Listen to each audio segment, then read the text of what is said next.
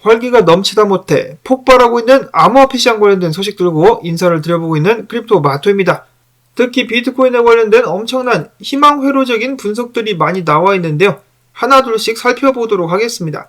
자, 그 전에 앞서서 최근 엄청난 상승세와 함께 관심을 독차지하고 있는 앱토스 관련된 이슈 몇 가지가 있다라고 해가지고 잠깐 짚어보도록 하겠습니다. 앱토스는 기술적으로다가 솔라나와 굉장히 비슷한 프로젝트로서 사용하는 개발 언어의 뿌리도 같다라고 합니다.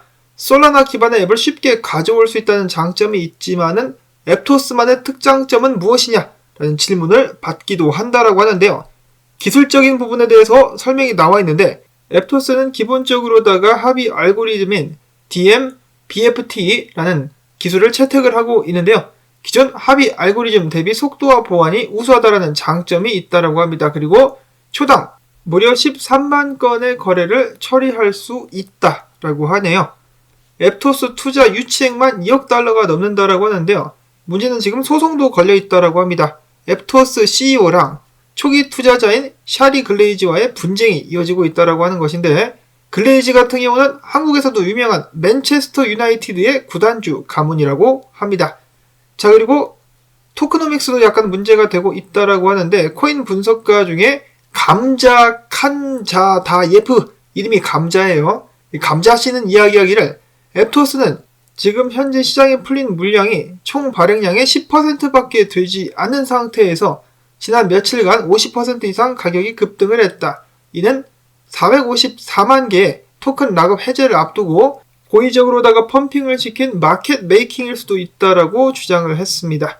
자, 그래서 이러한 강세가 오래 유지되지 않을 수도 있다라는 것인데요. 근데 또 불장 때 불 붙으면은 무섭게 올라가는 것이 암호화폐. 앱토스 투자에 관심 있으신 분들께서는 해당 기사를 한번 찾아서 읽어보시고 더 갈 것 같다 라고 생각하시는 분들은 그래도 뭐 조정대에 들어가는 것이 낫지 않을까 라고 한번 생각을 해봅니다. 자, 그 다음으로 미국의 바이낸스 때리기는 아직 끝나지 않았다. 자, 일단 시그니처 뱅크가 바이낸스 입출금 10만 달러 미만을 취급하지 않겠다. 암호화폐에 관련된 업무를 축소하겠다. 그래서 부자들 1억 단위로 입출금하는 사람 아니면은 더 이상 서비스를 진행하지 않겠다라고 제공하지 않겠다라고 밝혔습니다. 자, 물론 바이낸스 측에서는 당장 시그니처 뱅크 외에 다른 은행 파트너들은 영향을 받지 않는다라고 이야기를 하긴 했었는데요. 여전히 달러를 취급하는 데 있어서는 쉽지 않아 보입니다. 제가 이것이 왜 미국이 바이낸스를 계속해서 때리는 것이라고 말씀을 드렸냐면은 바로 스위프트 때문입니다. 스위프트를 활용해가지고 지금 미국이 바이낸스를 압박하고 있다라는 추측들과 기사들이 나오고 있습니다. 사실 뭐 스위프트는 미국의 제재 도구라고 볼 수가 있겠는데요. 달러를 옥죄해가지고 상대방을 압박하는 그런 모습들을 과거에도 종종 보여왔었죠. 바이낸스는 최근에 고객들에게 이메일을 보내가지고 조만간에 달러 입출금에 문제가 생길 수 있으며 지금 스위프트와 같은 서비스를 제공할 수 있는 곳을 열심히 찾고 있다라고 이야기를 했습니다. 이런 상황을 두고 제네시스 파산을 정확히 맞춘 앤드류라는 유명 인플루언서는 이야기하기를 지금 여러 곳에서 알아본 바 바이낸스가 스위프트로부터 잘렸다. 이 스위프트의 서비스를 더 이상 받지 못하는 것 같다라고 해석을 하기도 했었습니다.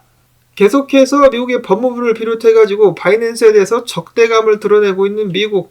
이제 다른 나라들의 제재를 가할 때 하는 방식으로다가 스위프트를 활용해가지고 바이낸스를 옥죄고 있는 것이 아닌가라는 생각이 듭니다. 과연 바이낸스는 이런 압박에 어떻게 대응하게 될 것인가? 자, 그런데 미국 같은 경우는 바이낸스보다 지금 발등에 더 큰 불이 떨어지는 것이 바로 달러라고 볼 수가 있겠는데요. 브릭스 국가들은 물론이며 러시아 같은 경우는 이란과 금이 연동된 코인을 개발하고 있다는 기사가 나온 데 이어서 사우디아라비아는 달러 외에 다른 통화로도 거래를 하겠다라고 최근 세계경제 포럼에서 밝힌 바가 있습니다. 여기에 이어서 인플레이션으로 고통을 받고 있는 두 나라 브라질과 아르헨티나가 양 국가가 공동으로 활용할 수 있는 통화에 대한 준비 작업에 들어간다라고 밝혔습니다. 이렇게 해서 조금씩 달러의 영향력이 약화되고 있는 것이 아닌가. 특히나 페트로달러 위치를 놓치게 된다면 정말 뼈아픈 타격이 되지 않을 수가 없겠는데요.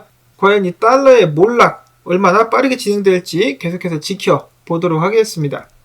자, 그 다음으로는 펜실베니아에 있는 2.5기가와트 사스케 하나 핵 발전소는 생산되는 에너지의 수급 및 균형을 맞추기 위해서 비트코인 채굴을 활용하고 있다라고 하네요.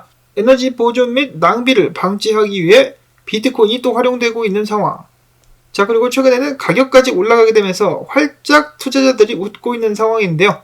유명 분석가인 존 브라운 씨 같은 경우는 비트코인이 올해 신고점을 갱신하게 될 것이며 거기에는 다음과 같은 이유들이 있다라고 밝혔습니다. 6가지 이유들. 첫 번째로는 팔만한 사람들은 이미 다 팔았다. 망한 회사들이라든지 채굴자들은 이미 다 팔고 나갔다. 그렇기 때문에 매도 압력이 떨어지게 될 것이다. 두 번째로는 연준의 피봇, 양적 긴축을 멈추게 될 것이다. 멈추게 되면은 자연적으로 다시 풀게 되지 않을까라는 생각도 해보고요. 자, 그 다음에 세 번째로는 많은 사람들이 비트코인 매입을 위해서 대기하고 있다. 네 번째로는 이 중국의 돈이 홍콩을 통해서 들어오게 될 수 있다. 다섯 번째로는 비트코인을 법정화폐로 선택한 엘살바도르의 비트코인 채권 발행이 성공하면 다른 나라들을 끌어들이게 될 수 있다. 여섯 번째로는 이머징 마켓, 아프리카라든지 남미 등에서 비트코인 채택이 급증하고 있다라고 이야기를 했습니다. 이유들은 다들 그럴듯한데요. 자, 과연 비트코인 이대로 쭉쭉 올라가지고 올해 안에 전고를 돌파할 수 있을 것인가? 아주 그냥 김칫국을 사발로 들이키고 있는 상황인데요. 그렇게 될 수 있으면 좋겠습니다. 당연히 설레발이라는 느낌이 강력하게 드는데 추가로 비트코인 분석까지 보게 되면 머릿속에 뽕이 가득 차오르게 됩니다. 일단 테디 분석가의 분석인데요. 자, 2019년도에 어떤 일이 있었느냐, 이런 식으로 펌핑이 왔었는데 많은 사람들이 그것은 조작된 상승이다, 그렇기 때문에 지속되기 힘들 것이다 라고 이야기를 했었는데 결국 계속해서 올라가면서 이를 비웃었던 사람들은 나중에 더 높은 가격대에서 매입을 할 수밖에 없었다. 이번에도 같은 현상이 반복되지 않겠느냐 라고 이야기를 했었고요. 자, 그 다음에 비트코인 가격 하락 같은 경우는 완벽한 속임수였었다. 많은 사람들이 비트코인 가격이 더 크게 떨어질 것이다 라고 지금 겁을 먹었는데 세력들 같은 경우는 RSI마저 과거에 한 번도 떨어진 적이 없었던 영역까지 밀어 넣으면서 사람들을 공포에 몰아넣었었다라고 이야기를 했습니다. 저도 이거 기억나는데 이때 떨어졌을 때 많은 사람들이 비명을 질렀었습니다. 그래서 가격 더 떨어질 것이다 라고 이제 공포에 떨었었는데 지금 슬그머니 다시 올라오고 있죠. 이런 식으로다가 조작된 하락이었었다. 그렇기 때문에 지금부터 다시금 상승할 수 있지 않겠느냐. 그 다음으로는 어제 나왔었던 정보의 재탕이라고 볼 수가 있겠는데요. 어제 같은 경우는 2주봉에서 맥디 상승 시그널 나왔었는데 이거는 15일봉이랍니다. 15일봉에서 상승 시그널 나왔다. 가즈아, 지금 사면은 올라간드아 라고 이야기가 되고 있으며 다음으로는 슈퍼트렌드라는 지표가 있죠. 슈퍼트렌드와 일본 기준 200일 2평 함께 보면은 어마어마한 시너지 효과와 정확한 흐름을 알 수 있다라고 하는데요. 함께 봤을 때 과거와 마찬가지로 슈퍼트렌드 상승 매수 시그널 떴으며 200일 2평을 뚫었다. 그렇기 때문에 마찬가지로 2019년도가 반복되면서 지금부터 겁나게 상승할 수 있을 것이다. 희망을 현실로 바꾸는 회로 가지야. 자, 그 다음 분석 같은 경우는 하이키나시 월봉 캔들인데요. 13달 동안에 음봉 캔들이 나오다가 올해 이번 달에 첫 번째로다가 양봉 캔들이 나왔다라고 합니다. 그렇기 때문에 지금부터 가는 거 아니냐, 하락 추세 끝난 것 아니냐라는 또 다른 희망적인 분석. 거기다가 고점 때부터 내려왔었던 추세 저항을 비트코인이 뚫었다. 보고 있나? 보고 있어. 비트코인 가는 거야. 달린다 비트코인이라는 분석도 있었으며 사토시 플리퍼 같은 경우는 이런 식으로다가 패턴이 완성되면서 23,200달러까지 상승형 쐐기를 그리면서 축적을 지속한 후에 위로 뚫을 것이다 라고 이야기를 했었습니다. 여기다 한술 더 떠가지고 날로 먹자. 과거가 반복된다고? 그러면 이렇게 가는 거 아니야? 그러면 간단하게 45,000달러까지 가겠네? 날로 한번 먹어보자 라는 분석까지 나오고 있습니다. 자, 그런가 하면 오랜만에 듣는 이 떡상 분석가, 떡상충 테크뎁 분석가는 이야기하기를 비트코인 라인 차트와 RSI인데요. 이런 식으로다가 뒤집어 보면은 하락형 쐐기가 밑으로 빠져나왔다 그러면 계속해서 내려갈 것 같지. 그러면 무슨 말이냐? 비트코인 올라간다는 말이다 라고 이야기를 했습니다. 계속해서 전 세계에 비트코인 가지아가 울려 퍼지고 있는 상황 속에서 S&P 500도 좀 도와주지 않겠느냐. 역 헤드앤숄더가 보여지고 있다. 여기는 이 하락 추세를 깨고 만약에 미국 증시도 같이 쏠 수 있다 그러면은 대박 나겠죠. 계속해서 잔치가 이어질 수 있을 것 같습니다. 자, 물론 비트코인 영원히 일자로 오를 수만은 없습니다. 지금 저항이 눈앞에 있다라고 하는데요. 제가 지금 영상을 만들고 있는 지금 이 순간 좀 조정을 받는 듯한 모습이 보여지고 있습니다. 크립토 라드라는 분석가 같은 경우도 이런 식으로 내려와가지고 조정을 22,000달러 초반대까지 좀 받은 후에 계속해서 상승을 이어갈 수 있지 않겠느냐. 근데 이 양반 같은 경우는 올라갔다가 크게 하락할 거라고 보고 있네요. 그래서 완연한 불장은 아니다라는 견해. 그 다음에 로만 분석가는 이야기하기를 4시간 봉과 1봉에 지금 베리시 다이버전스가 형성이 되고 있다. 그렇기 때문에 잘 쳐줘가지고 한 방 더 쏠 수 있겠지만 그래도 조정이 나오게 될 것이다 라고 이야기를 하면서 지금 다른 사람들이 전부 다 떡상 간다라고 이야기를 하고 있는 가운데 이 양반 같은 경우는 처음부터 16,000달러 때부터 25,000달러 근방까지 올라가는 것이 베어마켓 랠리 고점이 될 수 있다라고 이야기를 했었는데 이 자리가 고점이 될 수 있다라고 이야기를 하고 있습니다. 자, 물론 어디까지나 이 사람의 의견입니다. 모든 의견을 종합하셔가지고 여러분들께서 판단을 내리시면 되겠죠. 네브라스칸 구너 분석가도 지금 여기서 강한 리젝션이 나왔기 때문에 볼륨과 함께 좀 조정이 나올 것 같다. 조정 후에 어떻게 될지 봐야 될 것 같은데요. 인컴 샤크 분석가는 이렇게 이야기를 합니다. 최근에 많은 재미를 보고 있는 인컴 샤크 이야기하기를 이번 상승 때 탑승 못한 사람들 지금 언제 비트코인 매수할까 기다리고 있는 것 같은데 나는 지금 이 자리에 매수 주문을 걸어놓고 있다. 구간대는 대략적으로다가 2600에서 21,300달러 사이인데 비트코인이 여기까지 떨어지게 되면 많은 사람들은 거봐라 이번 상승은 끝났다라고 이야기를 할 텐데 그게 아니라 여기서 다시 한번 쏘게 될 것이다 라고 이야기를 하고 있습니다.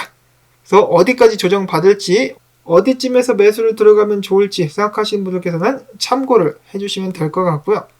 자, 그 다음에 블런치 분석가도 비슷한 이야기를 하고 있습니다. 2만 달러 초반대까지 조정이 일단 나오게 될 것이다. 그 다음에 24,443달러까지 한 방 쏘게 될 것이라고 이야기를 하고 있었습니다. 자, 그리고 자연스럽게 사람들의 관심은 2월 달에 발표가 되게 될 인플레이션 비율과 금리를 어느 정도 상승할 것인가 이렇게 쏠리게 될 수 있겠는데요.